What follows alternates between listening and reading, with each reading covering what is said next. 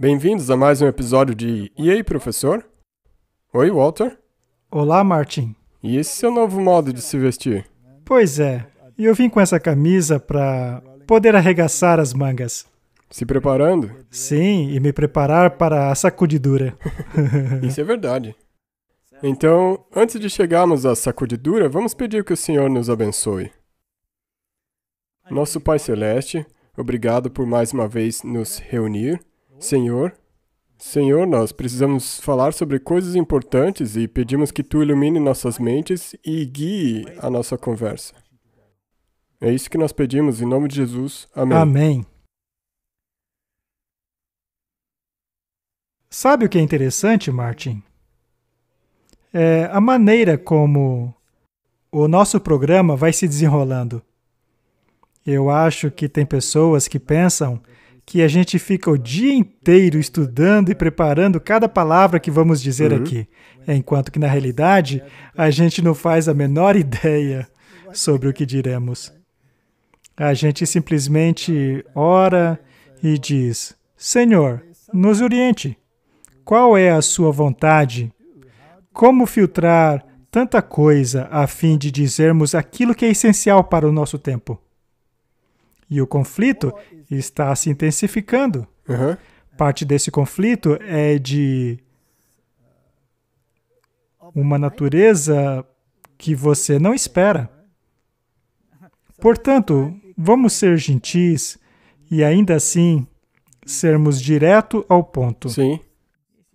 Sabe, não somos nós que fazemos os cortes. É a palavra e a verdade que deve cortar. É isso mesmo.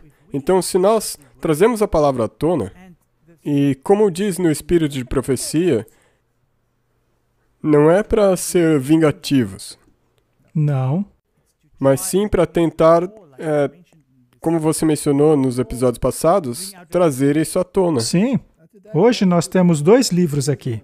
Normalmente a minha Bíblia está aqui, mas hoje eu trouxe Testemunhos para a Igreja. Eu estou novamente lendo esse livro. Eu gosto muito dele. Ele fala de coisas muito interessantes. Ele fala sobre assuntos bastante variados. E uma das coisas que li recentemente é sobre a rebelião de Coré. Aquela situação foi muito séria. Fala sobre o quão iludidos estavam Coré, Datã e Abirão. Eles sequer perceberam que estavam do lado errado da questão. E até mesmo após a repreensão de Deus, quando foram engolidos pela terra, o povo ainda estava convencido de que aquilo era uma trama sinistra de Moisés para se livrar deles. Mas como poderia Moisés, por si mesmo, ter abrido a terra para engoli-los? E foi somente por meio da intercessão de Moisés que aquela terrível praga cessou. Isso serve para mostrar quão forte pode ser a influência da desinformação. Sim.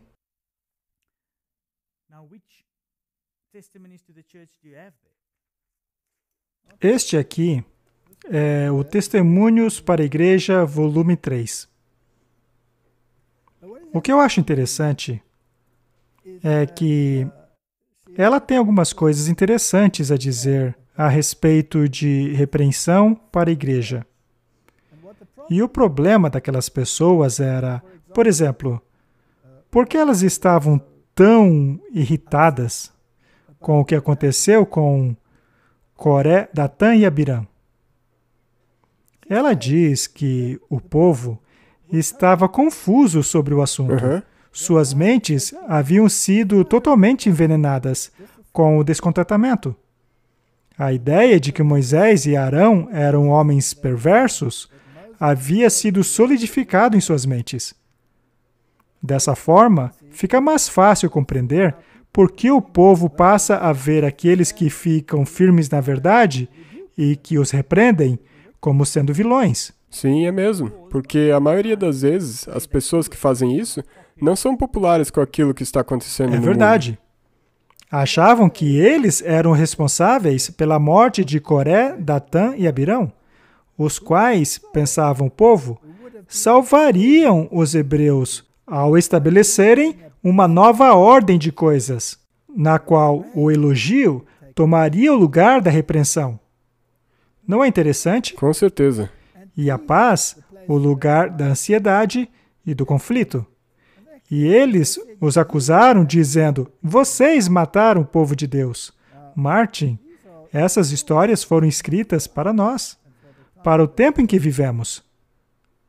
Portanto, aqueles que falam de maneira semelhante a Coré, Datã e Abirão deveriam tomar bastante cuidado com isso.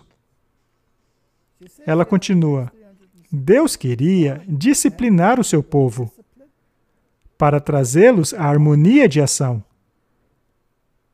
e vivessem em união, possuindo a mesma mente e o mesmo julgamento.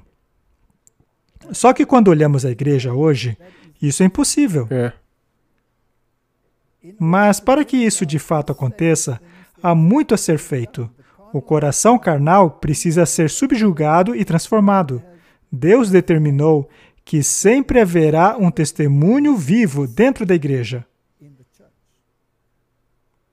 E ao fim da página 360, ela diz: Deus deseja que seu povo se torne uma unidade, que vivam em harmonia e possuam a mesma mente e o mesmo julgamento. Ao vermos tantos ventos de doutrinas dentro da igreja hoje, dá para dizer que temos a mesma mente? Não. Isso não acontecerá sem um testemunho claro, direto e vivo dentro da igreja. A oração de Cristo foi para que seus discípulos se tornassem um, assim como ele era um com o Pai. Ela então cita o texto bíblico em que Jesus diz aquela oração. Martin, eu tenho dito aqui desde o início, e eu sei que você concorda, que o único jeito de nos tornarmos um em mente e propósito é baseando a nossa teologia e pensamento nos mesmos critérios. É mesmo. A base, a âncora, tem que ser a mesma. E, portanto, a Bíblia e o Espírito de profecia devem tornar-se a base.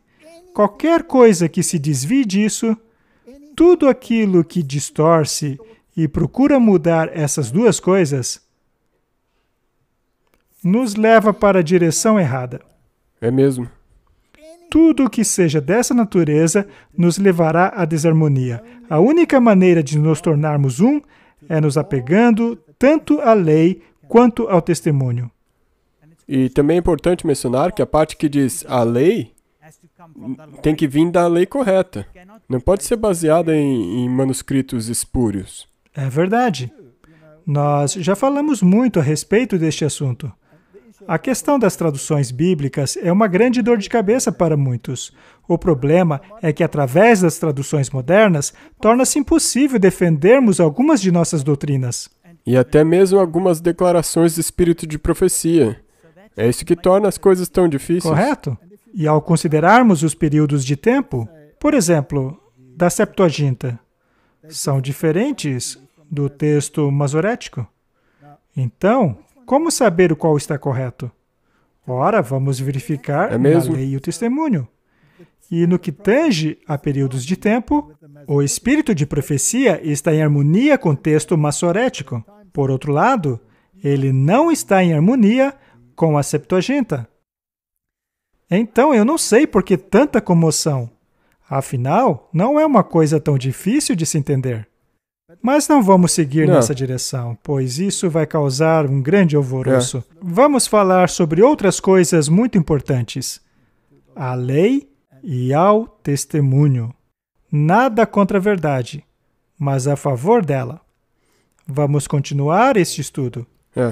Mais uma vez, vamos misturá-lo com algumas experiências que nós tivemos, que eu tive, e ver onde podemos encontrar alguma substância para depositar a nossa fé.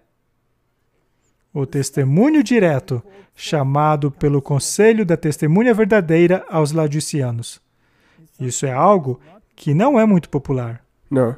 Não. Como já vimos, a turma do Coré dizia que todo mundo era santo. Não tente fazer distinções entre aqueles que fazem isso ou aquilo. Somos todos santos. Deus escolheu a todos. Sim, Deus escolheu a todos. O que não quer dizer que o mundo o aceite. Não, existem certos critérios aos quais você tem que aderir. O Papa fez uma declaração realmente fascinante em 2019. Ele disse que os cristãos nunca deveriam tentar converter os descrentes, pois qualquer um que faz proselitismo não é discípulo de Jesus. Mas não foi Jesus que disse, vão a todo mundo pregando o evangelho para fazer discípulos? Isso que ele disse é completamente oposto ao que Jesus disse. É inacreditável. Em uma conversa com estudantes do ensino médio em Roma, neste fim de semana, o Papa Francisco respondeu à pergunta referente a como se lidar com ateus e pessoas de outra fé, dizendo que os cristãos jamais deviam proselitar. E todos que o fazem não são verdadeiros cristãos. Isso é incrível. Outras declarações relevantes que ilustram a visão do Papa sobre o evangelismo incluem: somos todos iguais, todos filhos de Deus, falando a respeito de termos amigos judeus ou muçulmanos. Isso é verdade. Cada pessoa em todo este mundo é filho de Deus. Mas nem todo mundo quer ser um filho de Deus. Verdade. Não é? Não me ocorreu, e eu não acho que deva ser assim, dizer a um garoto ou uma garota, você é judia, você é muçulmano, se converta. Não estamos nos tempos das cruzadas. A última coisa que devo fazer a um descrente é tentar convencê-lo. Jamais. Escutem, nunca levem um evangelho por meio do proselitismo. Se alguém alega ser discípulo de Jesus e vai até você proselitando, ele não é discípulo de Jesus. A igreja não cresce pelo proselitismo. No último ano, o Papa Francisco disse a um garoto enlutado que o pai dele, apesar de ter sido um ateu, está no céu, por ter batizado seus filhos. São declarações impressionantes, que vão diretamente contra as instruções de Jesus. Eu já tive muitas experiências a respeito deste assunto e posso compartilhar, mesmo dentro de nossa igreja. Há muitos anos atrás, fui convidado para pregar em um acampamento. E lá havia um outro orador, que era um famoso pregador americano, que também ia pregar. E, como de costume, eu acabo me envolvendo nestas terríveis situações. Eu estou sempre encrencado. Bem, a minha mensagem era totalmente diferente da dele. O que fazer numa situação dessa? Você se pergunta, por que, Senhor? Mas sabe, ao pensar lá atrás, sempre que ocorria um grande evento, dois tipos de mensagens eram pregadas. Sim. Uma baseada no erro e outra na verdade. Às vezes, as duas eram baseadas no erro. Mas Deus é justo e Ele sempre permite a escolha. Em 1844, uma mensagem veio por meio de Charles Darwin. Somos produtos da evolução. Só que também em 1844 surgiu uma outra mensagem. Adorai a Deus e dai-lhe glória. É mesmo? Pois a hora do seu juízo chegou. Adore o Criador. Ou seja, o oposto da evolução. Duas mensagens. Qual das duas é popular hoje? Aquela que diz que nós viemos de um punhado de lodo. É isso mesmo. Existem, portanto, essas duas mensagens. E há vários exemplos.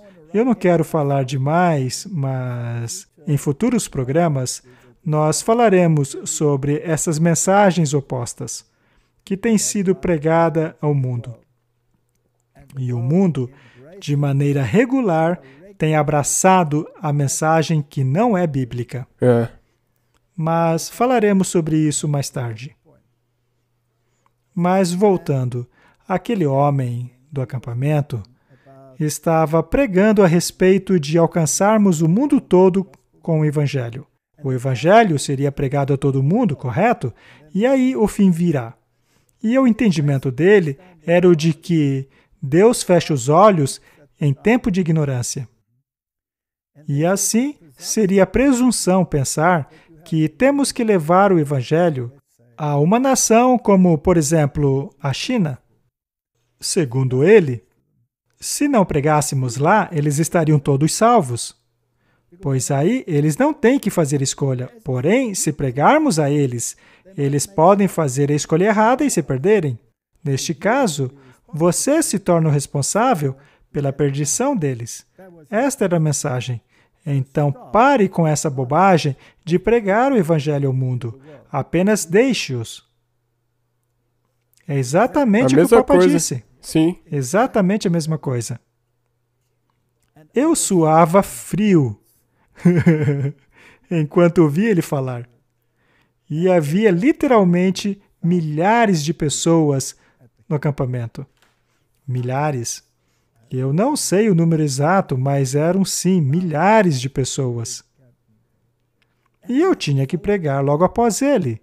Eu era o próximo pregador, o próximo sermão. E eu pensei, o que é que eu vou fazer? Que direi e como vou tocar neste assunto? Será que eu ignoro e deixo as pessoas decidirem por si mesmas? Eu então subi ao púlpito e antes que eu soubesse o que estava dizendo, saiu da minha boca: vão a todo mundo e pregue o Evangelho. Pronto, foi um desastre. A partir dali, eu ganhei um inimigo para a vida toda.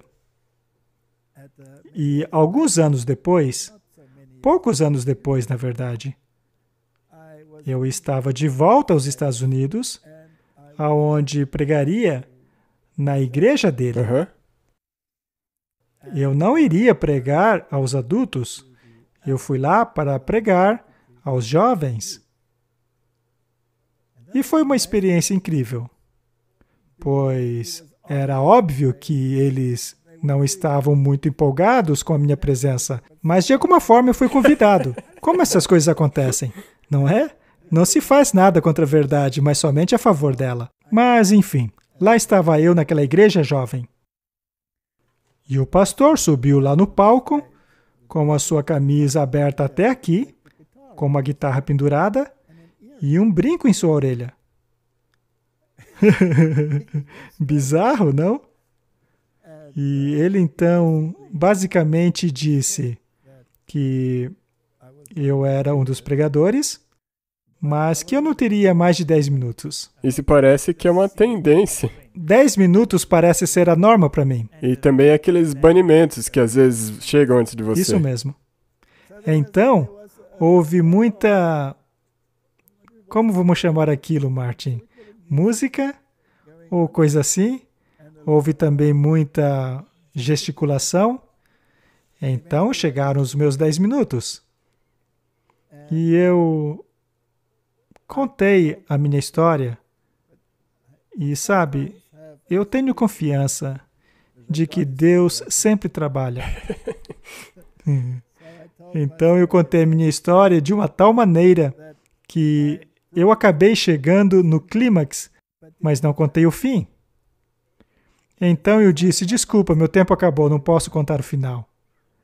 Então todo mundo disse, não, conta, continua. E eu disse, olha, o pastor de vocês disse que eu não posso falar por mais de 10 minutos. Aconteceu que eu acabei falando 1h30. Às vezes essas coisas acontecem. Às vezes as portas abrem, às vezes elas fecham. Agora, falando do pregador principal, ele pregou um sermão interessante, que era sobre... Ele estava falando sobre um rei que fazia decretos e tal. Basicamente, era muito parecido com vários sermões que eu já ouvido. Não podemos podar as árvores. Deixem as árvores crescerem da maneira que querem. A poda é uma experiência muito dolorosa, ou seja, exatamente o que o povo disse. Mas é exatamente o que a Bíblia diz para fazer. É o que o povo dizia sobre Coré. Coré não queria podar a árvore, ele iria deixá-la crescer. Moisés, que era um podador, ele precisa parar com isso. Pare de nos dizer o que fazer. Toda a congregação é santa. Então, este tipo de mentalidade não está apenas no papado. A verdade é que esta mentalidade é necessária ao papado. Sim. Certamente, pois ele não quer uma segunda reforma, que pode tirar dele uma grande parte de sua igreja. Ele quer, e nós já falamos disso antes, que o cesto papal pode pegar todos os peixes. Sim, ela é perfeitamente capaz de salvar aqueles que estão em pecado e aqueles que querem se salvar por suas próprias obras. Então ele consegue abraçar a maioria da sociedade humana. Essa mentalidade é uma maneira de pensar muito perigosa. Ela não deveria existir dentro do Adventismo. E o que fazer com aquele verso que diz que se você não avisar eles, o sangue deles vai ser requerido de você? Exato. E ao consultarmos algumas histórias bíblicas, vamos ver e daí podemos mencionar o que pode acontecer conosco. Bem, ao irmos à Bíblia, veremos o que aconteceu com os discípulos. Tudo isso está no livro de Atos. Vemos a frequência com a qual eles eram presos por falar em nome de Jesus, que, segundo o Papa, é algo que nunca deveríamos fazer. Atos capítulo 4. Enquanto Pedro e João falavam ao povo, chegaram os sacerdotes e o capitão da guarda do templo e os saduceus. Eles estavam muito perturbados porque os apóstolos ensinavam o povo e proclamavam em Jesus a ressurreição dos mortos, ou seja, estavam pregando doutrinas. Uma doutrina que não era confortável, que, aliás, também não é confortável para o Papa, pois, segundo ele, os mortos já estão ou no céu, ou no purgatório, ou no inferno, não é? Uhum. E agarraram Pedro e João, e como já estava anoitecendo, os colocaram na prisão até o dia seguinte. Mas muitos dos que ouviram a mensagem creram, chegando o número dos homens que creram perto de 5.000. Esta pregação foi bem-sucedida. Eu não acho que o Papa ficaria contente com ela. Eu acho que ele estaria bem ali na frente, junto com aqueles capitães, sacerdotes e saduceus que vieram para prender os dois, não é? Sim, e é sempre um pequeno grupo de teólogos que vai e decide pegar eles. Exatamente.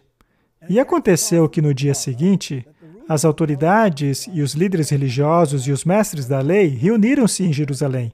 Estavam ali Anás, o sumo sacerdote, bem como Caifás, João, Alexandre e todos que eram da família do sumo sacerdote. É interessante que alguns desses nomes sejam mencionados, e não são mencionados de maneira positiva. E pondo-os ao meio, perguntaram: com que poder ou em nome de quem vocês fizeram isso? Lembre-se que eles haviam curado um homem em nome de Jesus. Então Pedro, cheio do Espírito Santo, disse a eles: autoridades e líderes do povo, visto que hoje somos chamados para prestar contas de um ato de bondade em favor de um aleijado e da maneira como ele foi curado, saibam os senhores e todo o povo de Israel que por meio do nome de Jesus Cristo Nazareno, a quem os senhores crucificaram, mas a quem Deus ressuscitou dos mortos, este homem está aí curado diante dos senhores. Ele foi corajoso. Ele pregou sobre Jesus. E como podiam ver ali com eles o homem que fora curado, nada podiam dizer contra eles. Assim, ordenaram que se retirassem do sinédrio e começaram a discutir, perguntando: sabe, Martin, me lembra das minhas experiências em que aqueles homens cochichavam entre si. Que faremos com esses homens? todos os que moram em Jerusalém sabem que eles realizaram um milagre notório. E nós não podemos negar. Isso é fascinante. Sim. Mesmo diante de uma evidência inquestionável, Sim. eles a negaram. Mesmo que eles disserem não podemos negar, eles ainda continuam e acabam negando. Eles ainda negam. Todavia, para impedir que isso se espalhe ainda mais entre o povo, precisamos adverti-los de que não falem mais com ninguém sobre esse nome. Então, chamando-os novamente, ordenaram-lhes que não falassem nem ensinassem em nome de Jesus. Mas Pedro e João responderam: julguem os senhores mesmos, se é justo aos olhos de Deus obedecerem os senhores e não a Deus. Pois não podemos deixar de falar o que vimos e ouvimos. Essa deve ser a nossa resposta a qualquer um que haja como os fariseus. Temos que ser diretos. É mesmo. Nós não temos opções. Temos que fazê-lo. E este não foi o único caso, pois o capítulo 5 é como assistir a uma reprise, pois acontece a mesma coisa. Então, o sumo sacerdote e todos os seus companheiros, membros do partido dos saduceus, ficaram cheios de indignação. Parece que indignação é o nome do jogo, não é? Por isso, mandaram prender os apóstolos, colocando-os numa prisão pública. Mas, durante a noite, um anjo do Senhor abriu as portas do cárcere e levou-os para fora e disse: vão ao templo e falem ao povo toda a mensagem desta vida. Ou seja, preguem o Evangelho, que é a salvação em Jesus Cristo. Ou seja, vá e façam proselitismo. Exatamente. Vá e preguem. Portanto, o que devemos fazer com relação à China? O que fazer com o confucionismo? Ou com o Islã? O que fazer com qualquer religião que o Papa abrace dizendo para não tocá-la? Temos que ir e pregar. Veja que um anjo veio para abrir as portas, e isso deve tê-los deixado malucos. Então veio alguém e disse: os homens que os senhores puseram na prisão estão no pátio do templo ensinando o povo. Então, indo para lá com os guardas, o capitão trouxe os apóstolos, mas sem o uso de forças, pois tinham medo que o povo os apedrejassem. Tendo levado os apóstolos, os apresentaram ao sinédrio para serem interrogados pelos sumos sacerdotes, que lhes disse: nós não ordenamos que vocês não ensinassem neste nome?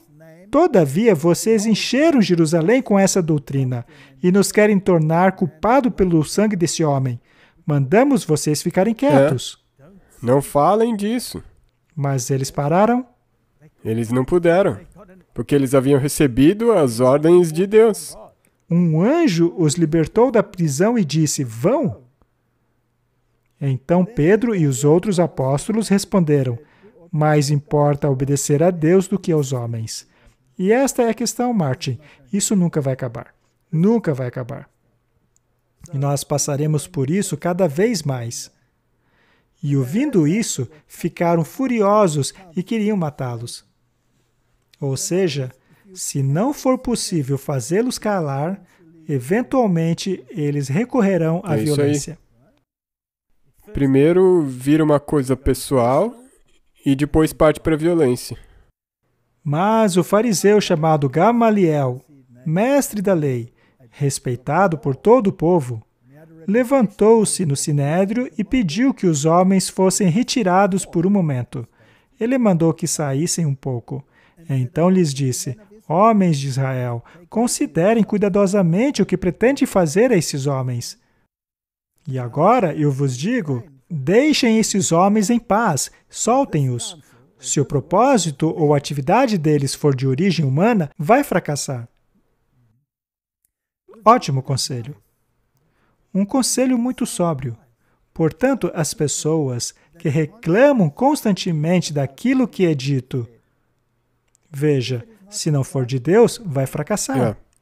Por que é que elas querem seguir o caminho do sinédrio, querendo colocar gente na cadeia e mandando-as ficarem quietas? Pois podem ser que elas tenham recebido uma missão dada por Deus para pregar. Mas, se proceder de Deus, vocês não serão capazes de impedi-los, pois se acharão lutando contra Deus. E eles foram convencidos por Gamaliel. Chamaram os apóstolos e mandaram-os açoitá-los.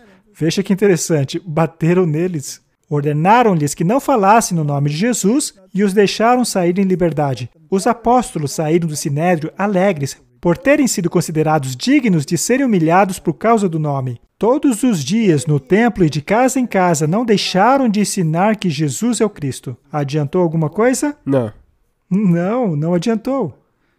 Então, o meu conselho para essas pessoas que querem silenciar os outros, ainda que eles estejam realmente falando contra a verdade, você realmente quer prendê-los, bater neles? Ora, se o que dizem não for de Deus, não vai dar em nada. A lei e ao testemunho. Mas, se for de acordo com a Bíblia e o testemunho, aí estão lutando contra Deus. E não importa o quanto batam, o quanto censurem, será em vão, porque a mensagem de Deus não pode ser silenciada. Não se pode lutar contra a verdade, apenas a favor dela. As ações dos fariseus neutralizaram o evangelho ou propagaram? Avançaram o evangelho. Por que não aprendem? É a história. A Idade Média. Vamos a mais um exemplo. Atos capítulos 12, verso 6. E quando Herodes estava para o fazer comparecer, nessa mesma noite estava Pedro dormindo entre 2 soldados, ligados com 2 cadeias, e os guardas diante da porta guardavam a prisão. Queriam ter certeza que não pregariam novamente. Já era a 3ª vez, já. E eis que sobreveio o anjo do Senhor e resplandeceu uma luz na prisão. E tocando Pedro, o despertou, dizendo, levanta-te depressa. E caíram-lhe das mãos as cadeias. E Pedro, tornando a si, disse, agora sei verdadeiramente que o Senhor enviou o seu anjo e me livrou da mão de Herodes e de tudo o que o povo dos judeus esperavam. Veja só, Martin. Agora é a igreja e o Estado unidos. Não é? Uhum. Pois lá é dito, me livrou da mão de Herodes e de tudo o que o povo dos judeus esperava. Portanto, as ameaças primeiramente vieram de dentro, e depois o braço do Estado foi acrescentado. Eles chegaram nessa parte quando eles têm que obrigar. Correto? E de manhã, não foi pequeno o alvoroço entre os soldados, quanto ao que tinha acontecido a Pedro. Fazendo uma busca completa e não o encontrando, Herodes fez uma investigação entre os guardas e ordenou que fossem executados. Depois Herodes foi da Judéia para Cesareia e lá ficou. É possível lutar contra a verdade? Não. Não. Isso não fez a verdade mais prevalente? Sim. Ela se espalhou como fogo selvagem. Peguemos um exemplo do Antigo Testamento. Jeremias. Eu amo a história de Jeremias. Você sabia que o livro de Jeremias é um tipo das 3 mensagens angélicas? Com certeza. Lá você encontra as sim. 3 mensagens. Saia de Babilônia, fuja de Babilônia. E a maneira com que ele foi tratada é a mesma maneira que as pessoas que pregam as 3 mensagens angélicas serão tratadas. É um tipo perfeito. E ele também lamenta o fato de eles não guardarem o sábado. Até mesmo a 3ª mensagem angélica é encontrada lá.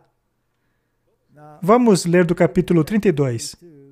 Naquela época, o exército do rei da Babilônia sitiava Jerusalém e o profeta Jeremias estava preso no pátio da guarda, no palácio real de Judá. O coitado do Jeremias estava lá preso. Zedequias, rei de Judá, havia aprisionado Jeremias, acusando-o de fazer a seguinte profecia: o Senhor entregará a cidade nas mãos do rei da Babilônia, e este a conquistará. O rei não gostou da mensagem. Não. E o que você faz quando não Acabe gosta da com ele. mensagem? Mata o mensageiro. Então Jeremias chamou Baruque, filho de Nerias, para que escrevesse num rolo, conforme Jeremias ditava, todas as palavras que o Senhor lhe havia falado. Ele então escreveu um testemunho e enviou ao rei. E Jeremias disse a Baruque: estou preso, não posso ir ao templo do Senhor. Se você silencia o mensageiro, isso silencia a mensagem? Não, porque a mensagem não vem do mensageiro. Ele é apenas o porta-voz dela. Exato, a mensagem vem de Deus. Entra, pois, tu, e pelo rolo que escreveste da minha boca, leia as palavras do Senhor aos ouvidos do povo, na casa do Senhor, no dia de jejum, e também aos ouvidos de todos os de Judá, que vêm da sua cidade, as lerás. Pode ser que caia a sua súplica diante do Senhor, e se converta cada um do seu mau caminho, porque grande é a ira e o furor que o Senhor tem expressado contra este povo. Eles se arrependeram? Infelizmente, não. Não. Ainda assim, tinham que ouvir a mensagem. Atendessem a ela ou não, eles tinham que ouvir a mensagem. Assim que Jeudi terminava de ler 3 ou 4 colunas, ele não foi muito longe, né? O rei as cortava com uma faca de escrivão e as atirava no braseiro, até que o rolo inteiro foi queimado no braseiro. Eles não temeram e nem rasgaram as suas vestes. Nem o rei, nem nenhum dos seus servos que ouviram todas aquelas palavras.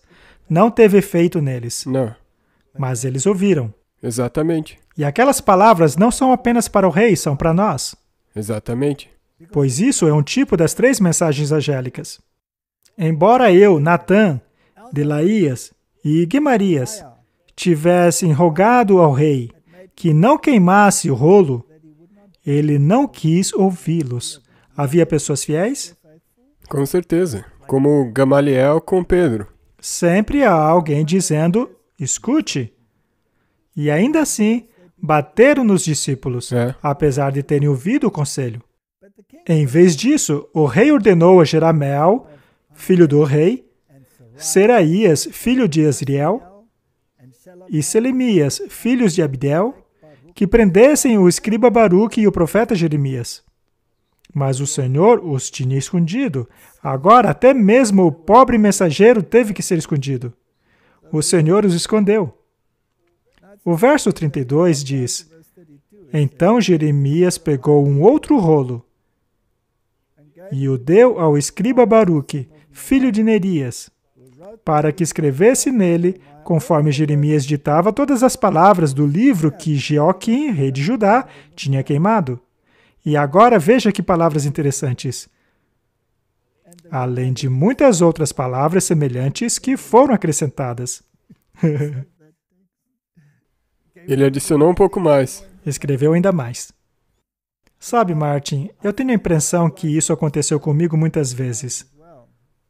Quando comecei a pregar sobre as sociedades secretas e seu papel nas profecias, e todo mundo disse que era teoria da conspiração, os poderes da liderança também me disseram, nos conselhos modernos do Sinédrio, que eu deveria parar de pregar essas coisas. E quando me disseram isso, eu achava que era porque eles não tinham visto evidências suficientes.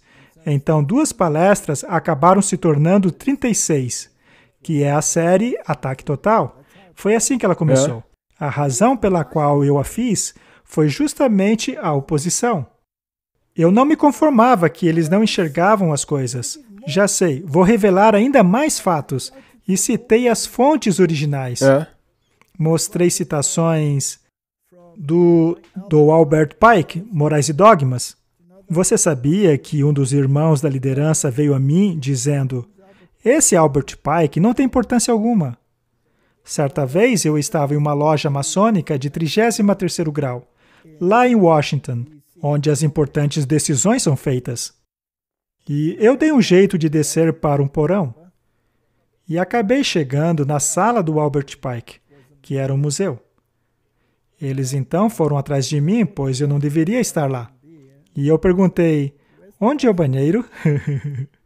E o homem gritou para mim dizendo, você está pisando em solo sagrado. E eu perguntei, por que este solo seria sagrado? Este é o túmulo de Albert Pike. Ainda assim as pessoas acham que ele não tem importância alguma, Quem que é irrelevante. Mas enfim, Muitas vezes, esta experiência pela qual o povo de Deus tem que passar. Nós, como povo, não cumprimos a obra que Deus nos ordenou. Nós não estamos prontos para o cenário para o qual a lei dominical nos levará. É o nosso dever, conforme vemos se aproximando os sinais de perigo, nos levantarmos para agir. Que ninguém fique sentado em calma expectação do mal, confortando-se na crença de que esta obra deve acontecer, já que a profecia a predisse, e de que o Senhor abrigará o seu povo. Não fazemos a obra de Deus se sentarmos em quietude, sem fazer nada para preservar a liberdade de consciência. Quando algo vai contra a liberdade de consciência, nós somos compelidos a falar. Oração fervorosa deveria ascender aos céus para que esta calamidade seja evitada até cumprirmos a obra que há tanto tempo temos negligenciado, que haja mais orações fervorosas e que nós trabalhemos em harmonia com as nossas orações. A nossa missão é a mesma dos primeiros discípulos: ir e pregar. E o que deve ser pregado? As 3 mensagens angélicas. E se você se mantiver ocupado com isso, você não vai pegar um outro caminho ou descarrilhar. Correto? É o nosso dever fazer tudo ao nosso alcance para evitar o perigo ameaçador. Deveríamos trabalhar para desarmar o preconceito, nos colocando sob uma luz apropriada diante do povo. Deveríamos colocar diante deles o verdadeiro problema, interpondo assim o forte protesto contra as medidas de restrições da liberdade de consciência. Ou seja, a questão deve ser clara como o sol. A escolha é entre os mandamentos de Deus e os mandamentos do homem. A escolha é entre obedecer a Deus ou obedecer o homem. E se essa questão não for claramente exposta, como poderão as pessoas tomar uma decisão? Elas não poderão. Não. Não é suficiente meramente professar, crer na verdade. Todos os soldados da cruz de Cristo se obrigam virtualmente a entrar na cruzada contra os adversários das almas, a condenar o que é errado e sustentar a justiça. Mas a mensagem da testemunha verdadeira revela o fato que um terrível engano está sobre o povo, o que faz necessário ir a eles com alertas, a fim de despertar-lhes do sono e levá-los a uma ação decidida. Lembra-se quando falamos sobre a testemunha verdadeira? É o testemunho. É mesmo? Me foi mostrado que mesmo a decidida mensagem da testemunha verdadeira não havia atingido o desígnio de Deus. As pessoas aceitam o testemunho só de fachada. Elas negam a sua essência. Por exemplo, a mensagem de saúde é apenas uma minoria que adere a ela. Elas pregam, a proclamam, mas não a praticam.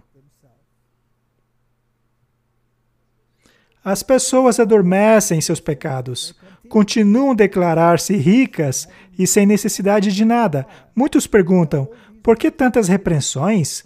Não se parecem com o povo na época de Coré? Por que os testemunhos nos culpam continuamente de graves pecados?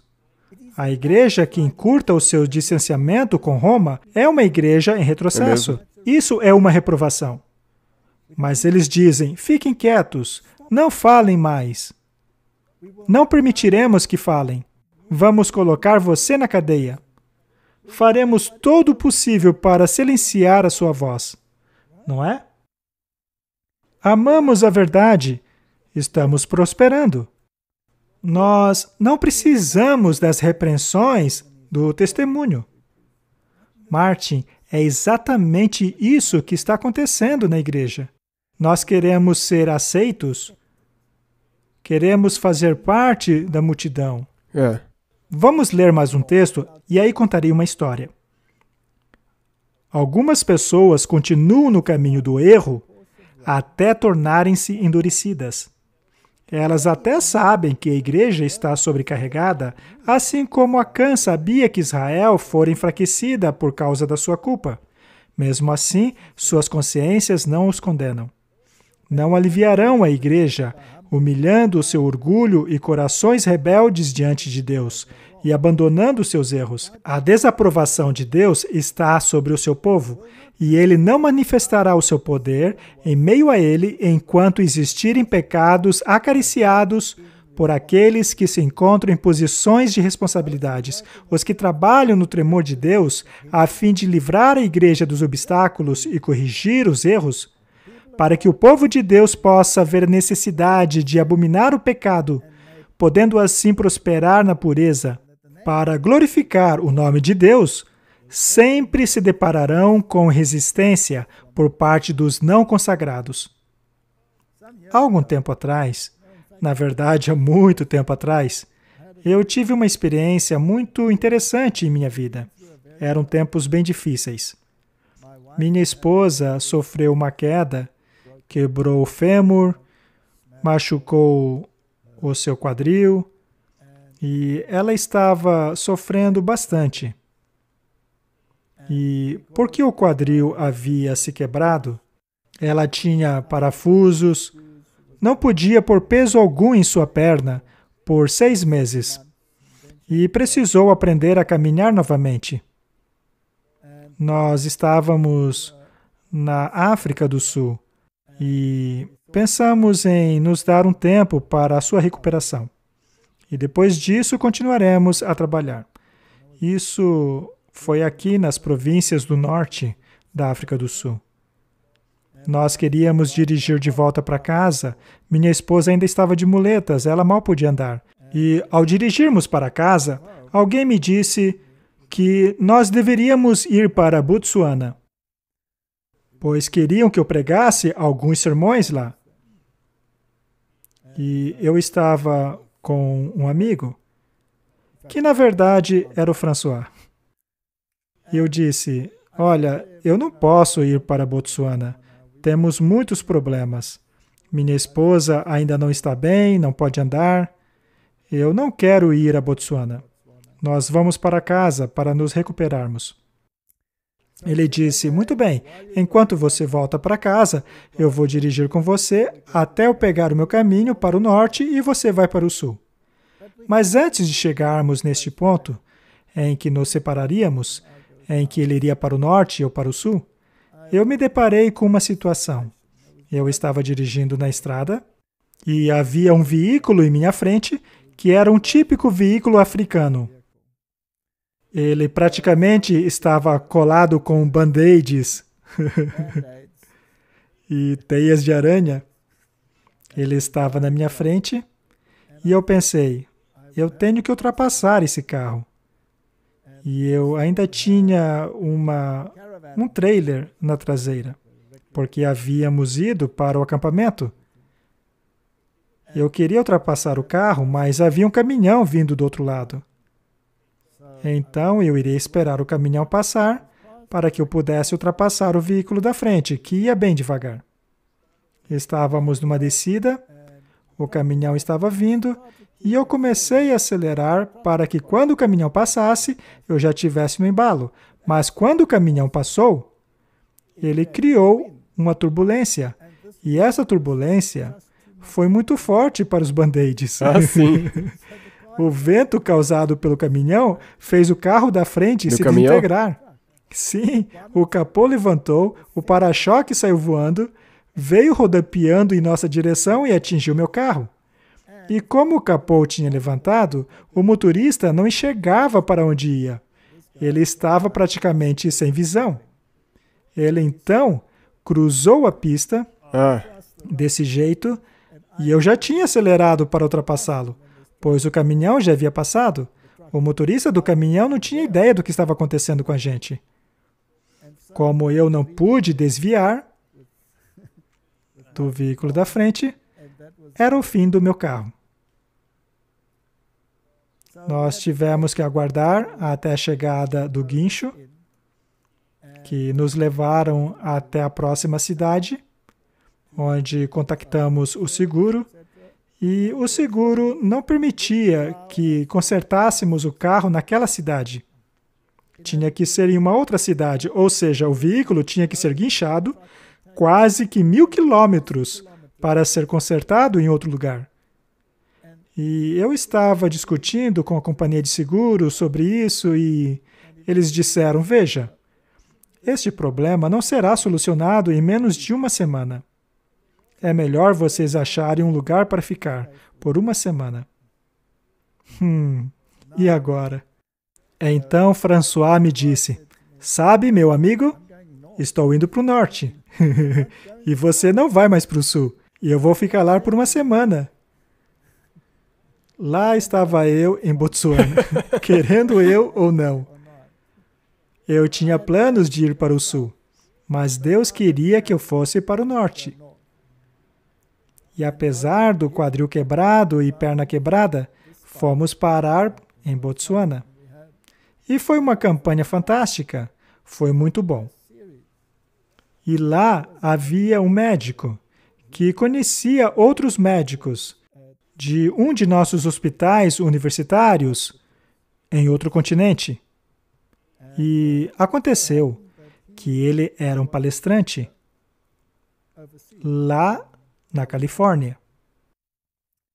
Ele então voltou para lá e comentou sobre as reuniões que tivemos. Nós então fomos convidados a falar em uma de nossas instituições. Assim, nós fomos parar nos Estados Unidos como consequência de Botsuana. Exatamente. Você vê como Deus vai conduzindo as coisas? E nós chegamos lá. E como sempre, nós descobrimos que havia 2 grupos.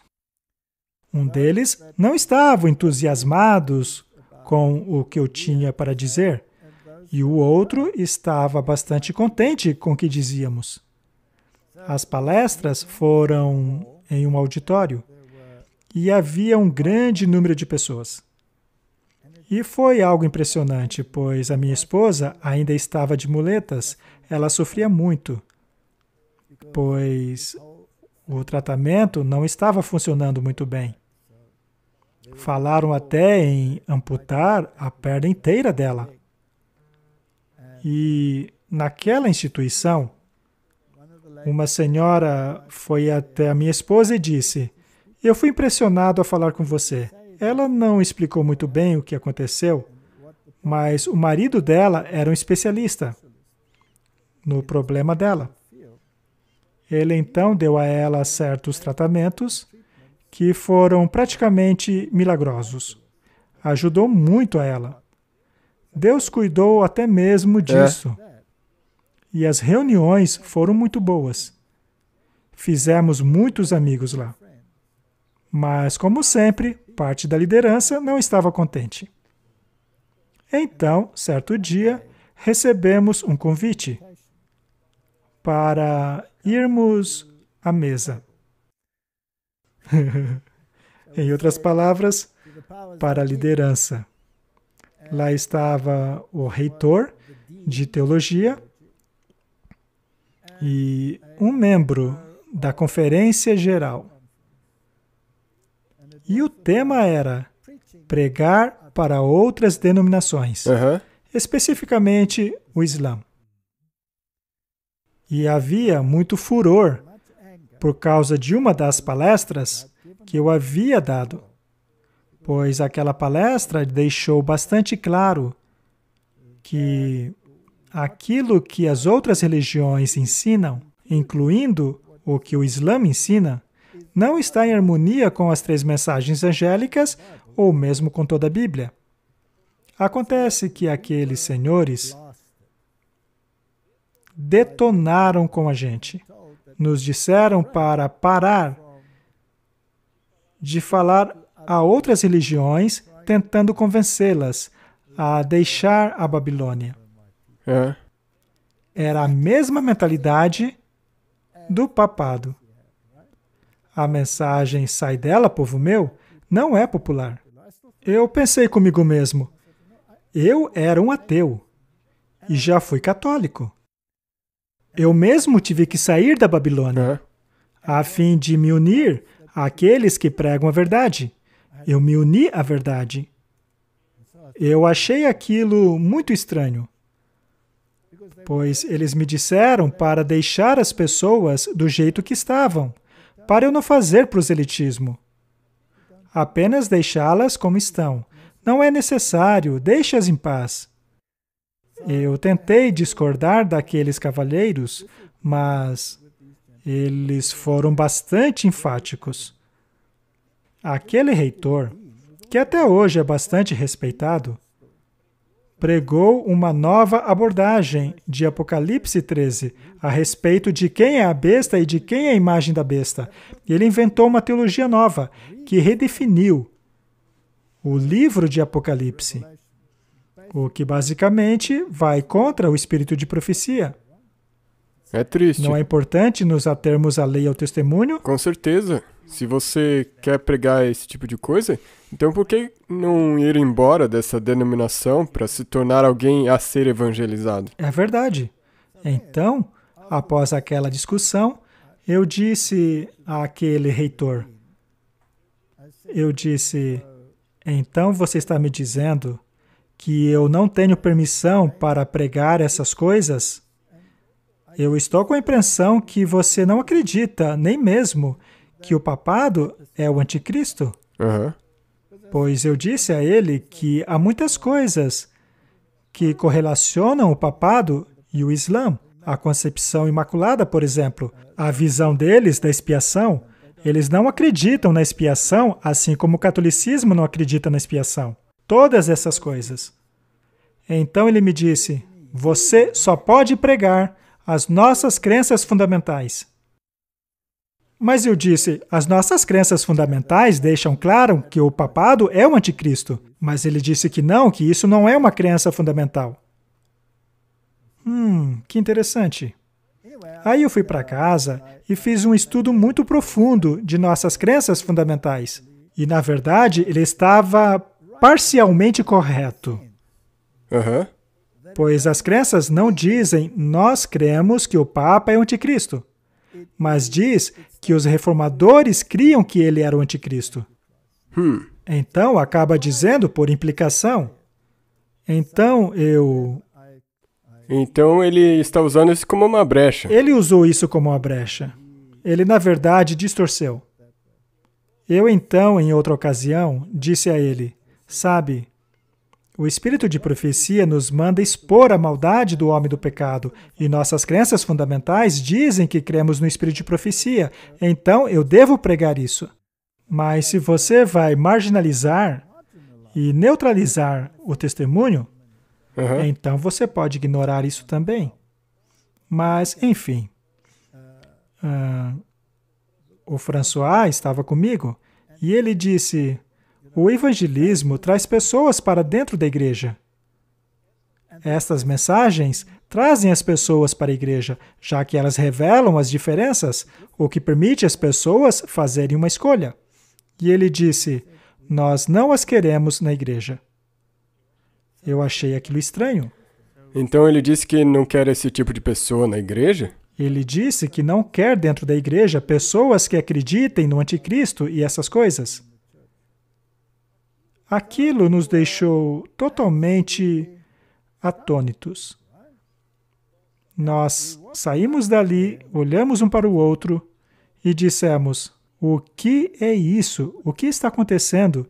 Enquanto caminhávamos, veio em nossa direção um jovem que já havia sido da nova era e disse, ele primeiro nos cumprimentou e disse, eu era da nova era e por causa das suas palestras, eu me tornei um adventista do sétimo dia.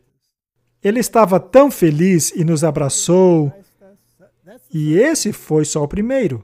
De lá, nós fomos a uma reunião.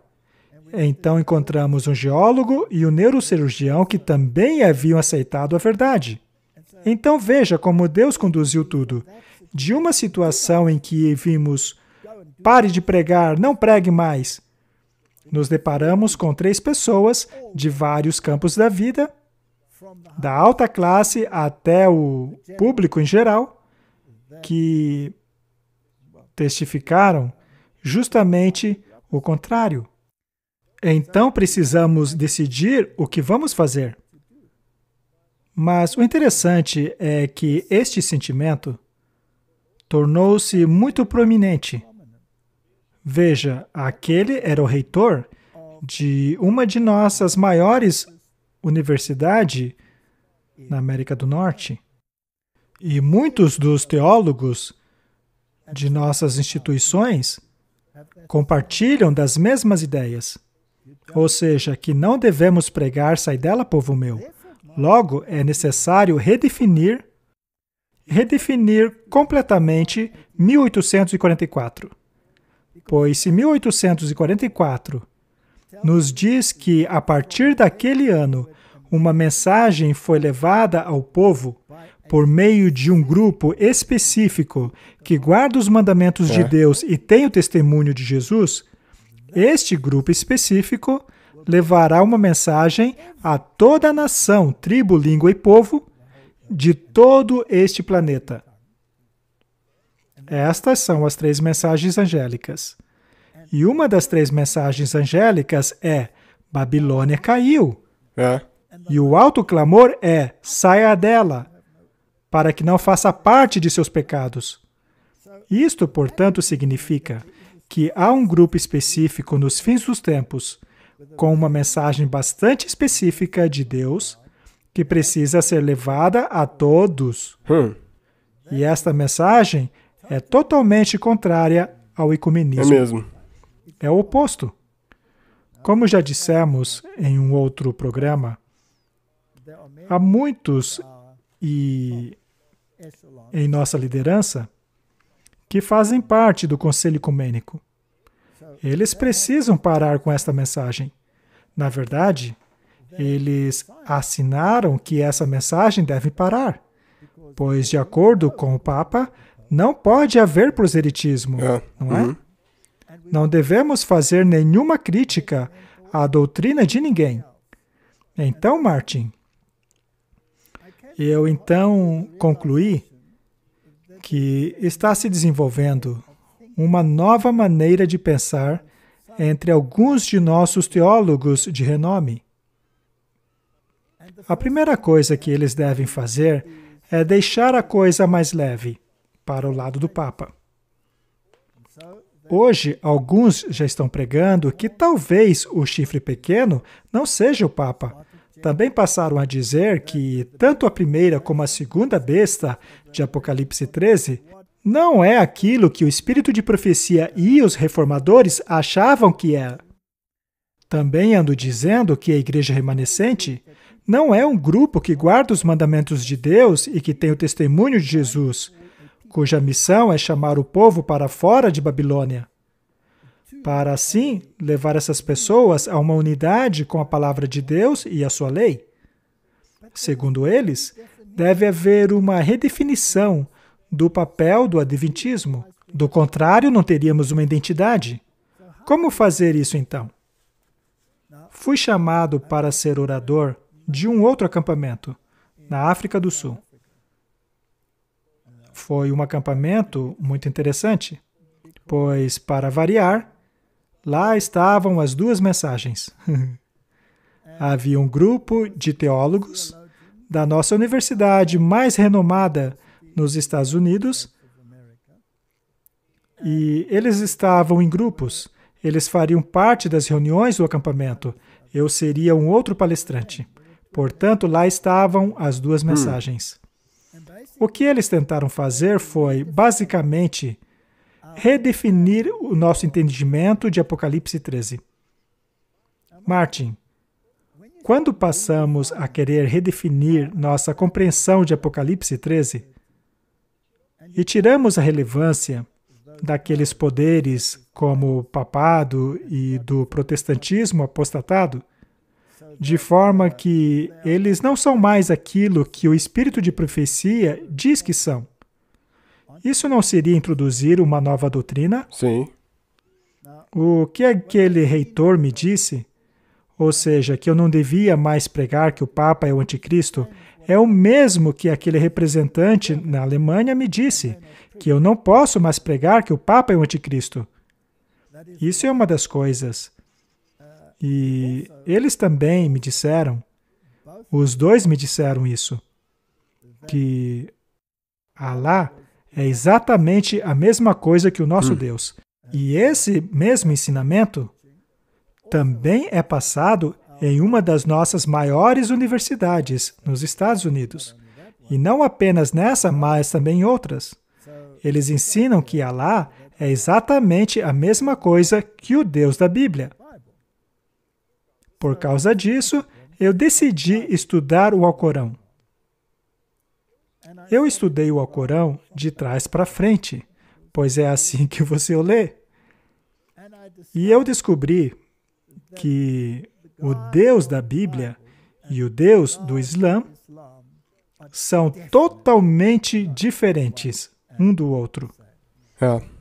Estes ensinamentos, que alteram o propósito da igreja remanescente de chamar as pessoas para fora de Babilônia para algo que procura unificar a todas as religiões, é um conceito totalmente novo.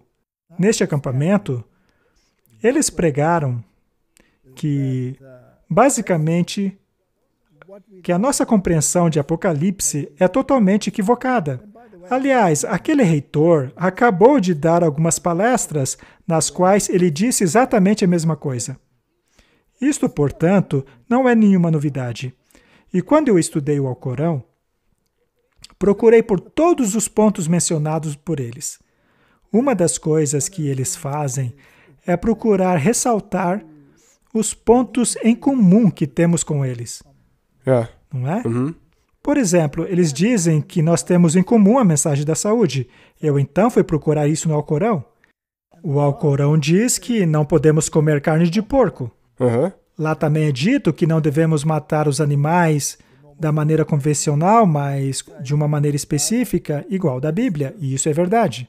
Porém, no que diz respeito aos outros animais impuros, por exemplo, em relação ao camelo, às outras criaturas e os animais marinhos, o Alcorão diz claramente que estas proibições foram somente para os judeus, pois eles foram desobedientes, mas elas não se aplicam ao Islã. Portanto, não há correlação entre a mensagem da saúde do Alcorão e a da Bíblia. As duas mensagens estão tão distantes entre si como o Oriente está do Ocidente. E isso é quase a mesma coisa que dizer que nós estamos no mesmo barco que os da Nova Era, porque eles não comem carne. Exato. E, por exemplo, veja a questão de Jesus. Eles negam que Jesus seja o Filho de Deus. Para eles, Alá não tem filho nenhum. Portanto, todas essas questões são totalmente contrárias ao Deus da Bíblia. Veja, por exemplo, a doutrina do inferno do Islã. É muito semelhante, se não mesmo pior, do que a da Igreja Católica Romana. Sendo assim, nós não temos nada em comum com o Alcorão. Apesar deles dizerem que sim. Mas, enfim, eu estava lá naquele acampamento. Os teólogos daquela grande universidade dos Estados Unidos estavam pregando uma coisa e eu estava pregando outra.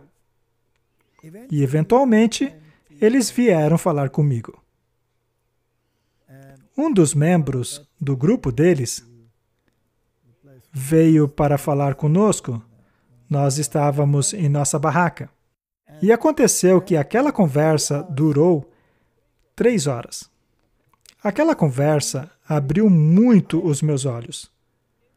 Eles basicamente disseram que o remanescente, ou seja, os adventistas do sétimo dia, não têm a missão de chamar as pessoas para fora de Babilônia. Segundo eles, nós somos a cola.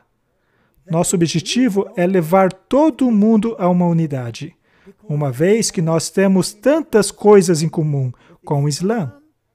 Acontece que a única coisa em comum é que nós não comemos porco. Já com os demais, o que temos em comum é Jesus. Já com os judeus, temos os 10 mandamentos em comum. Portanto, nosso papel é unir todos eles. Ou seja, todo o papel do Adventismo foi redefinido. 1844 foi basicamente neutralizado, como sendo o período em que iniciou-se o julgamento.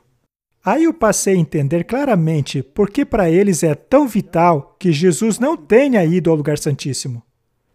Para mim, soa que nem quando Deus tirou as pessoas de Babilônia para formar a igreja adventista. É como quando ele espalhou os idiomas e daí eles tentaram se juntar de novo. Agora, eles tinham que sair, mas eles querem juntar todo mundo de novo. Juntos? É exatamente a mensagem oposta. E eu pensei comigo mesmo, isso é absolutamente brilhante. É a maneira perfeita de mudar a mensagem do que era antes para o que eles querem agora. Esse mesmo palestrante repostou um artigo em sua página no Facebook, no qual ele basicamente diz que eu era um pregador autoproclamado. Eles erraram um monte de coisa a meu respeito. Falaram que eu era professor da Universidade de Cape Town, mas não é verdade, eu era professor da Universidade de Western Cape. Eles disseram que eu era pregador autoproclamado, disseram que eu nunca trabalhei para a Igreja Adventista do Sétimo Dia e que eu era basicamente um herege. Essas declarações são incríveis. Na verdade, elas são mentirosas. Me pergunto onde procurar informação sobre mim. Na verdade, eu trabalhei como evangelista para a Igreja Adventista do Sétimo Dia por 12 anos, em 2 conferências diferentes. Portanto, eu com certeza não sou um pregador autoproclamado. E, além disso, eu sou um ministro ordenado pela Igreja Adventista do Sétimo Dia. E nada mudou a esse respeito. Portanto, eu não faço ideia de onde acharam tantas informações erradas sobre mim. E, é claro, também achei interessante me chamarem de herege. Bem, se alguém voltar a alguns episódios do E aí, Professor, mostramos que Ellen White foi chamada de a herética da semana pela Igreja Católica. Então, eu estou em boa companhia? Você está bem acompanhado. Isso é bom. E ele também me disse que eu deveria parar com essa coisa de maçonaria, pois era irrelevante. E então eles redefiniram o papel da igreja remanescente. E veja, estas são justamente as organizações que deveriam evangelizar o mundo, só que elas estão fazendo isso de um jeito novo. Não diga às pessoas para saírem, deixe-as onde estão. Não digam aos muçulmanos que ele deve sair. Não, ele já tem tudo lá. O que ele precisa de fato é aceitar Jesus e tudo bem. Aí estamos todos unidos. E naquela noite, ou melhor, naquela tarde, chegou a hora de eu ir embora. Então nós ajeitamos o nosso trailer e saímos em nossa jornada de praticamente 2.000 quilômetros até a nossa casa. A minha esposa me disse, olha, Walter, pelo jeito você vai continuar dirigindo até cair. Eu não quero que seja assim. Prometa para mim que durante o caminho, assim que encontrarmos o primeiro estacionamento de trailers, você vai, por favor, parar antes do pôr do sol. E eu disse, tudo bem, eu farei isso. Eu farei isso. Não vou dirigir a noite toda com esse treco na traseira do carro. Eu vou parar. Então eu disse a ela, por favor, olhe na internet onde é a próxima parada. Assim podemos ver o quanto teremos que dirigir antes do pôr do sol. E chegamos na primeira cidade por volta das 2 da tarde. E eu queria continuar dirigindo pelo menos até às 4 horas. E nós chegamos a uma cidadezinha, ainda não estava escuro, estava entardecendo. E ela disse, tem um estacionamento de trailers por aqui. Ela então olhou no mapa, colocamos o GPS, fomos até lá e não tinha nada. O lugar não existia. Era um lugar próprio para viajantes, mas ele não existia mais.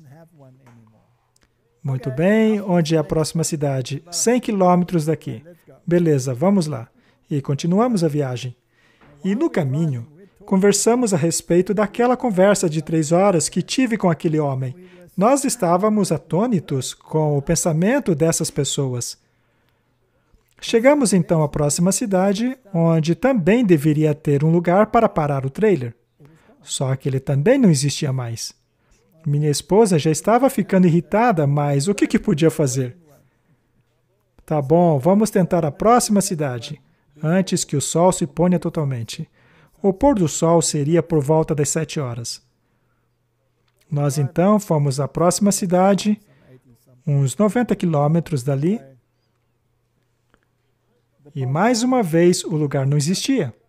Sabe, é que a África do Sul já passou por tantas mudanças, houve tantas crises e falências, que aqueles lugares não existiam mais. As cidades haviam mudado completamente. Então nós continuamos. E aconteceu que a gente não achava mais nada. E naquela hora, quando chegamos na última cidade, já era 11 da noite. E não foi culpa minha. Eu realmente tentei achar os lugares. Mas acabou sendo culpa minha também. Mas não foi culpa minha. Aquilo foi obra de Deus. Então, nós chegamos naquela cidade e procuramos pelo estacionamento de trailers. Nós chegamos na entrada e tinha lá um sinal dizendo estacionamento de trailers. Tinha um número na porta e já era 11 da noite. Então eu disse, vamos ligar. Minha esposa disse, mas já é muito tarde para ligar. E eu falei, eu tenho que ligar, não temos escolhas. E eu liguei para lá. E um homem atendeu. Ele disse, claro, eu vou até aí. Era um lugar bem pequeno. Cabiam apenas uns 3 trailers. Mas não tinha ninguém naquele momento. Então ele chegou e abriu.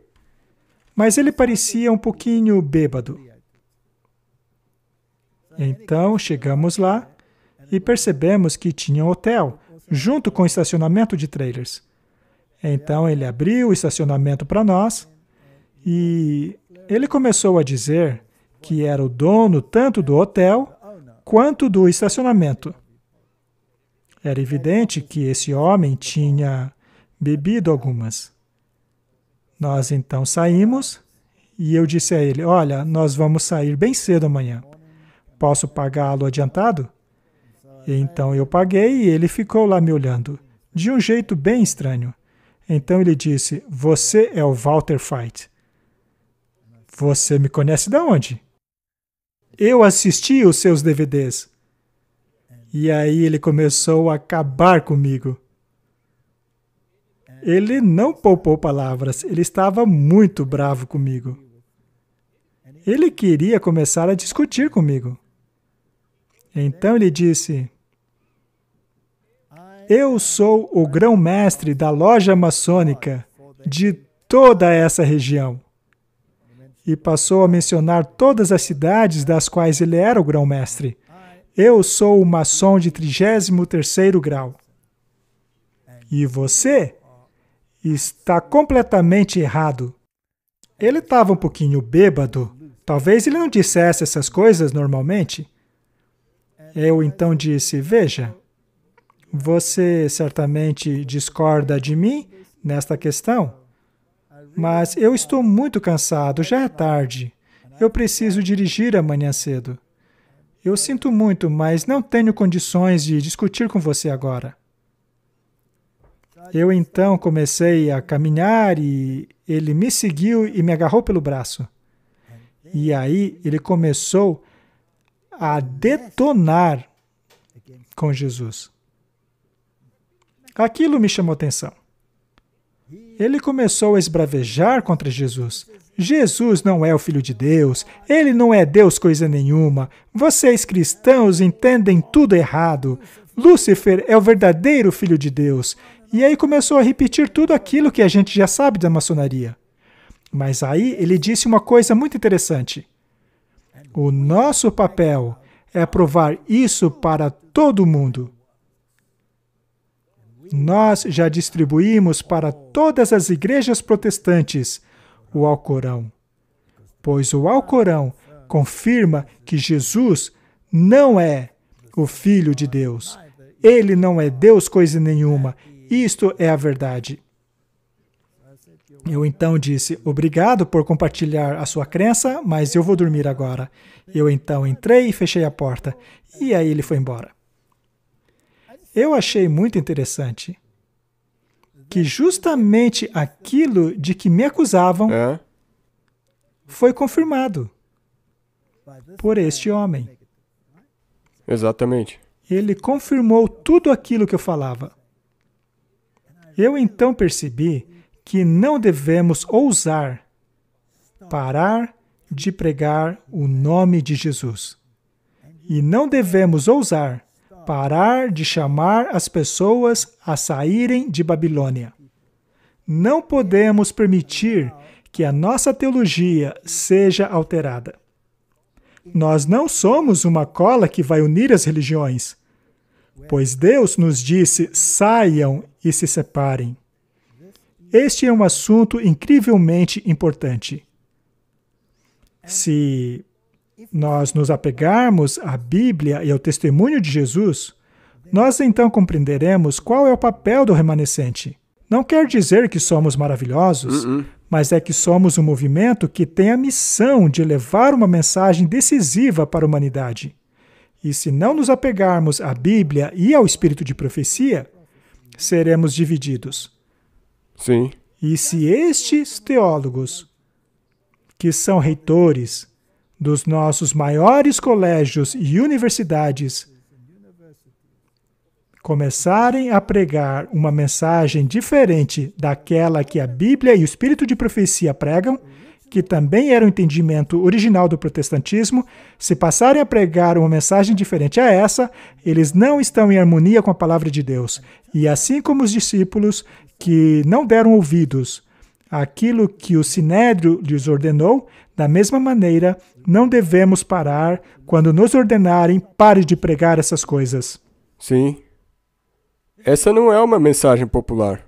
E você nunca vai ficar popular por pregar ela. Não. Martin, se nos atermos à Bíblia e ao espírito de profecia, podemos ser uma igreja unida com apenas uma voz. E aí nós podemos permanecer juntos de pé contra todas essas acusações e o que quer que seja que o mundo jogar contra nós. É isso mesmo. E eu fui incentivado, após os nossos últimos programas, a receber algumas cartas. E você mesmo sabe que recebemos muitas cartas. E o médico, que foi educado em Loma Linda, bem, foi muito animador ter falado com ele. Ele compartilhou algumas ideias muito interessantes. E uma das coisas que ele me escreveu foi em relação à questão de Daniel. Vamos ler aqui. Ele disse que o primeiro teste enfrentado por Daniel e seus amigos foi o da temperança, que basicamente foi para a igreja da época, pois havia aproximadamente 800 pessoas que foram levadas prisioneiras. E Daniel e seus amigos foram praticamente os únicos que ficaram firmes pelo que é certo. Eles disseram, nós não nos corromperemos com a comida do rei. E isso está em harmonia com as Escrituras. Até mesmo Salomão falou sobre isso, dizendo, se vocês sentarem na mesa do rei, coloque uma faca em seu pescoço, para que você não sucumba àquelas delícias. Portanto, o primeiro teste foi o teste para o povo de Deus. Sim. E é uma proporção muito pequena que vemos ali, apenas 4. É interessante mencionar que dá para ler na Bíblia e no Espírito de Profecia, sim, especialmente no livro Profetas e Reis, mostra que, porque muitas pessoas não entendem, mas naqueles 10 dias, eles foram comparados com os outros que também vieram de Israel, não com os babilônios. Exato, foram comparados aos seus conterrâneos, juntamente que também foram levados cativos. Então, o primeiro teste foi sobre a mensagem da saúde. E 4 permaneceram firmes à verdade, não é? Este, portanto, foi um teste para a igreja, e eu achei muito bom esse ponto. Um teste para a igreja. Já o próximo teste foi sobre adoração. O segundo teste foi sobre adoração e foi para toda a nação, já que todos deveriam se ajoelhar perante a estátua. E quantos não se ajoelharam? Daniel não estava presente, ele estava em uma outra província na ocasião. Mas apenas os 3 amigos não se ajoelharam. De novo, essa é uma proporção baixa. Então, todos aqueles que foram levados cativos, o que fizeram? Jogados no fogo, eles não foram. Não. Então eles se curvaram. Se ajoelharam. E onde foi que isso começou? Começou com a temperança. Com a temperança. Então, o primeiro teste envolve a mensagem da saúde. Já o segundo teste será o teste da adoração. E então nós falamos um pouco a respeito da COP26. COP26 significa Conferência dos Partidos. Conferência dos Partidos. São os partidos que assinaram o Acordo Climático. Isso aconteceu em 2015. Sim. O mesmo ano da Laudato Si. O próximo ano, 2022, será o 7º ano desde aquela assinatura. Nesse ínterim, o Donald Trump retirou os Estados Unidos do acordo e o Joe Biden colocou-os de volta ao acordo. Nós já falamos sobre o que acontecerá na COP26. E, de acordo com John Kerry, a base da discussão, basicamente, será Laudato Si. Será então, Martin, que podemos renomear a COP26 para Conferência do Papa? Eu não acho que seria muito exagerado, porque todos esses líderes, incluindo os líderes espirituais e políticos, foram até ele para receber as ordens espirituais e o que fazer exatamente. Exato.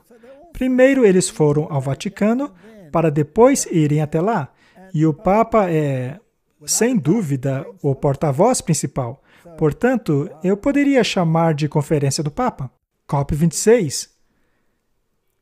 E COP também poderia ser um acrônimo para Fechamento da Porta da Graça, em inglês. Eu sei que é um pouco de exagero, mas caso eles cheguem ao acordo de fechar o mundo em um dia da semana, a fim de salvar o planeta, então poderíamos ver o início de coisas bem interessantes que poderia nos levar ao autoclamor e, consequentemente, ao fechamento da Porta da Graça. Martin, você acha importante que o debate sobre se acreditamos no que os testemunhos têm a dizer, se eles estão em harmonia absoluta com a Bíblia, que um debate como este ocorra antes do fechamento da Porta da Graça? Sim. E essa pode ser a decisão mais importante da vida de alguém. É mesmo. Mas haverá vozes que dirão que pregar o que estamos pregando causa divisão. Sim. E o Papa disse bem claramente que os evangelistas que utilizam a internet para pregar deveriam ser impedidos. O proselitismo deve acabar. E vimos também que esta mentalidade infiltrou-se até mesmo em nossa igreja e que está sendo propagada por pessoas de renome. Eu tenho experiência pessoal com isso. Não estou inventando. E Martin, eu não mudei o meu discurso ao longo desses anos. Eu acredito naquilo que diz o grande conflito. Uma coisa é acreditar de fachada no grande conflito, e a outra é realmente acreditar. Por que será que, quando membros comuns da igreja decidem distribuir este livro, sempre surgem reclamações? Eu não sei, porque toda vez que se dá um livro desses, tem pessoas que saem de Babilônia. É uma ordem, precisamos distribuir esses livros como as folhas de outono. E se isso nos levar para uma sacudidura, se nos levar a uma sacudidura, então finalmente teremos um povo com uma única voz. Martin, O que ocorrerá neste evento, que chamamos de sacudidura, é que a verdade deve ser debatida. Decisões precisam ser tomadas. Os membros devem decidir se pregarão a mensagem de "Sai dela, povo meu", ou se pregarão a mensagem de união das igrejas. Vamos todos nos unir. São dois evangelhos diferentes, não é? Vamos ler algumas citações do Espírito de Profecia para concluirmos. A verdade presente para este tempo deve ser crida e atuada em conexão com os princípios da reforma da saúde. Foi exatamente isso o que aconteceu com Daniel. Sim. E Daniel foi escrito para nós. Uhum. Os sanatórios que estão estabelecidos devem estar íntima e inseparavelmente ligados ao Evangelho. O Senhor deu instrução que o Evangelho deve ser levado adiante e que o Evangelho inclui a reforma da saúde em todas as suas fases. Nossa obra deve iluminar o mundo, pois os seus movimentos cegos, que estão ocorrendo agora, preparam caminho para as pragas que Deus permitirá virem sobre o mundo. Nossos fiéis vigias devem soar o alarme. Isto é uma ordem, Martin. É mesmo. Muitos nos dirão para desistir. Vão nos ameaçar. Haverá muita discussão sobre como silenciar esse movimento. Mas se ele for de Deus, não pode ser parado. E se for de homens, não levará a nada. E agora vem a sacudidura. A grande sacudidura começou e prosseguirá. Serão sacudidos para fora aqueles que não estão dispostos a tomar um posicionamento firme pela verdade, a se sacrificarem por Deus e sua causa. O anjo disse: "Vocês acham que serão forçados a se sacrificarem? Não, não. Deverá ser uma oferta voluntária. Qualquer forma de coerção não vem de Deus." Mas o que é que nos dá essa vontade de pregar? É o fato de Deus ser um fogo que nos impede de ficar em silêncio. Com certeza. Tudo será exigido para se comprar o campo. Eu clamei a Deus para poupar o seu povo, alguns dos quais estavam desmaiando e morrendo. Então vi que os julgamentos do Todo-Poderoso estavam se acelerando. Implorei ao anjo que falasse ao povo em sua língua. Ele disse: "Todos os trovões e relâmpagos do Monte Sinai não poderiam mover aqueles que não se moveram pelas claras verdades da palavra de Deus. Tampouco seriam despertos pela palavra de um anjo."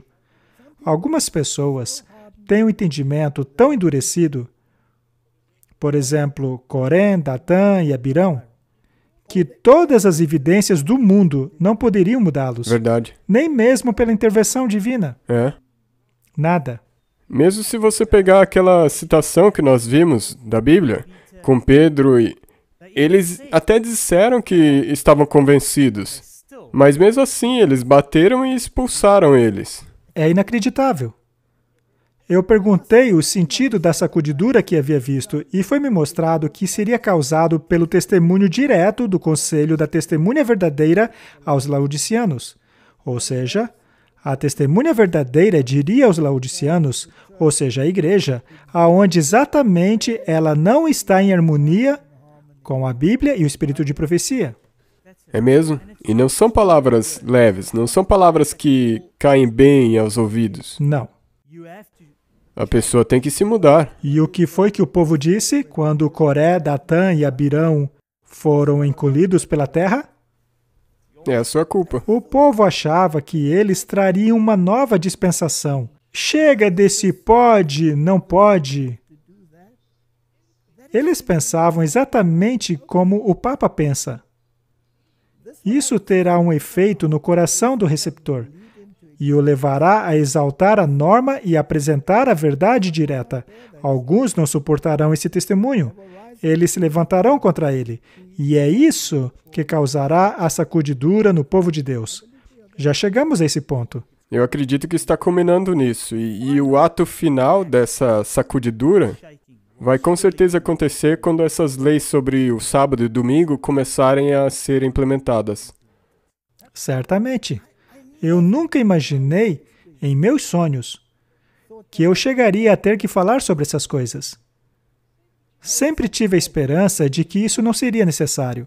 Mas é uma vã esperança, pois é a Bíblia e o Espírito de Profecia que dizem que isso aconteceria. Ezequiel é bastante claro sobre a natureza dessa sacudidura e sobre o quão drástica ela seria. E em Ezequiel não estava lá escrito que tinha 25 que estavam de costas para o templo? Viraram as costas ao templo. E por que fizeram aquilo? Para adorar o sol. 25 anciãos. Eu acho interessante que lá é dito que aproximadamente 25 anciãos viraram suas costas para o templo. Nós não vamos nos aprofundar neste assunto, mas há coisas muito interessantes sobre isso.